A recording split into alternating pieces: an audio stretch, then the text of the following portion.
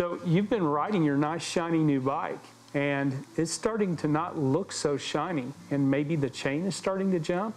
Well, today we'll cover bike cleaning, chain and tubeless tire maintenance, and specifically how to avoid creating problems when cleaning some high-end deep section aerodynamic rims on today's episode of Studio Tech.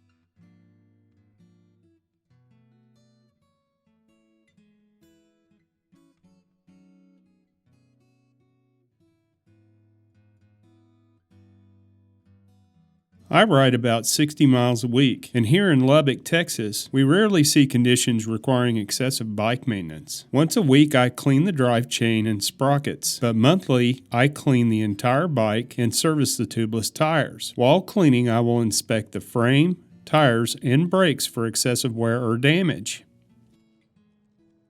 To start, I will need to remove all the accessories I don't want getting wet, or that might get in the way while cleaning the bike. While I do this, let's look at the tools and chemicals I will use to get the job done. None of these products are sponsored, and I chose them because of my personal experience using them. It is not expensive to have a small bike care kit like this, and I will leave links to everything I'm using in the video description below.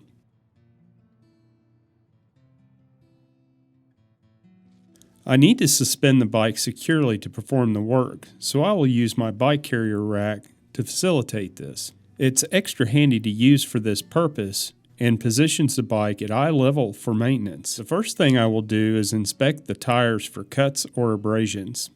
Better discover this problem here than several miles away from shelter. Then I'll inspect the drive chain for wear or stretching using my Park Tools chain checker. Next, I'll use my Park Tools Cyclone chain cleaner with the appropriate amount of CB4 Bio Chain Brite degreasing solution to remove the built-up contamination from the drive chain. This product has been my best solution for really deep cleaning the chain and is extremely effective. This is one of the messiest parts of bike maintenance, and the chain cleaner does a great job of containing the mess.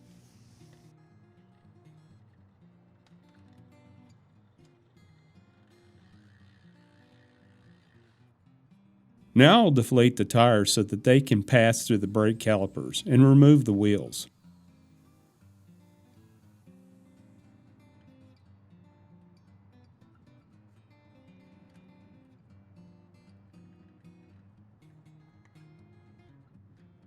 Next, I will install the Park Tools dummy hub, which will allow me to continue to spin the chain while protecting the delicate finish on the chainstay. Using the rear derailleur, I will position the chain inboard as far as possible to give me room to work.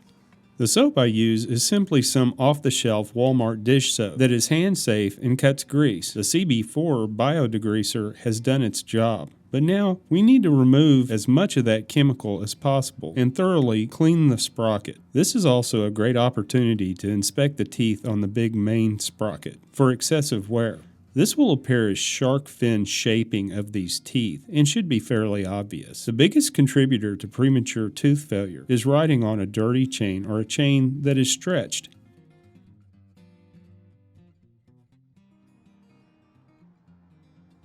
Now that the rear derailleur and the idler wheels are exposed, it's a great time to give those parts a good scrubbing. You really want to use a lot of soap to sponge out the leftover chemicals and contaminants from the drive chain.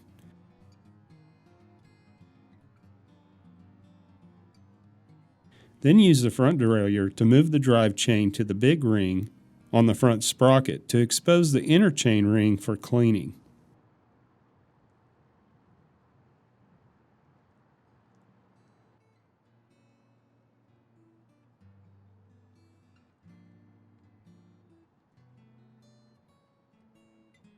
Now that both chain rings are clean, use the scrub brush to clean the front derailleur mechanism and sponge the frame around the bottom bracket and chain stays. Normally you clean from top to bottom, but when I clean my bike, I go from the dirtiest to the cleanest as I use various sponges and brushes to keep the harder solvents from getting into more sensitive parts, like the seat cover and handlebar tape. I use a brush to clean the brake calipers and pads, and this is a good time to inspect the pads for excessive wear or damage, and debris that might be lodged in the channels of the brake pads themselves.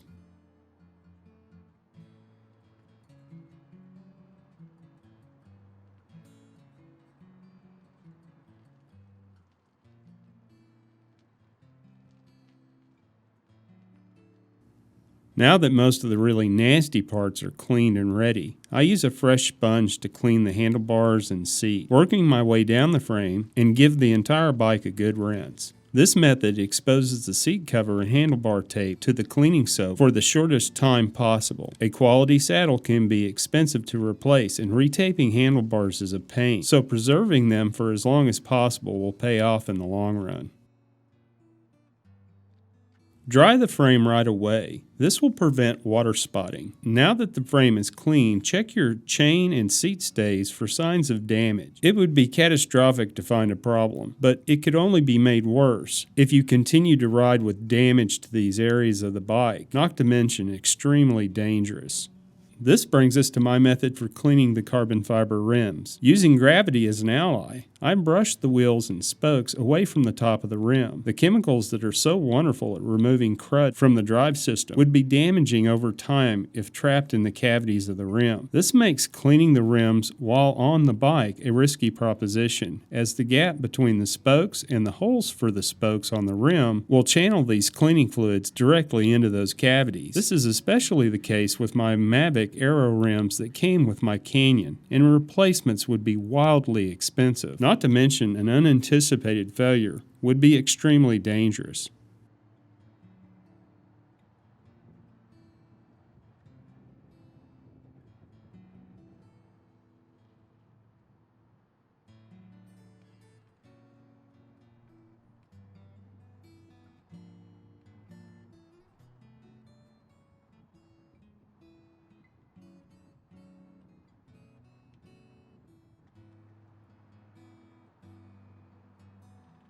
After mounting the wheels back on the bike, give the drive chain a spin in a dry cleaning cloth to remove residual water. And I will use a dry lube chain oil to relubricate the chain at this point. And once saturated, I will roll the chain through all the gears before it dries. I also run tubeless tires on my bike, so once a month I have to add sealant. I use the Park Tools valve core tool to remove the valve core.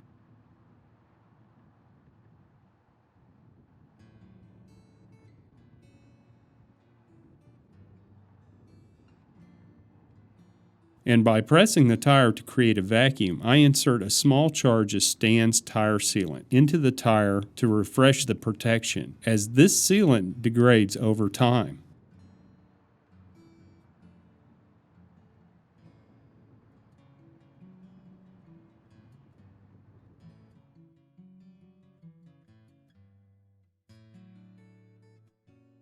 Now pump up your tires to the desired pressure. Take a step back and rejoice in the fruits of your labor.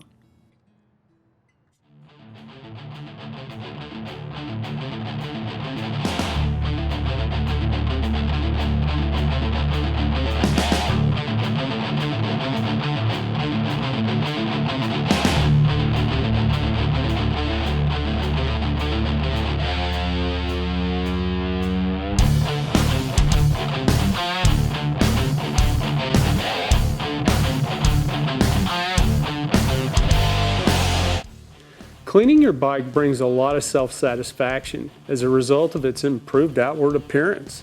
But being observant of mechanical issues before they become expensive repairs will not only save you money in the long run, but also ensures your bike is safe to ride. Next time we'll discuss visibility, bike safety, and security. I hope this video was helpful. If you or your organization have a product that would benefit from a professional demonstration, or you'd like to submit a product for review, contact us directly at pilotreel.com. Thanks for watching.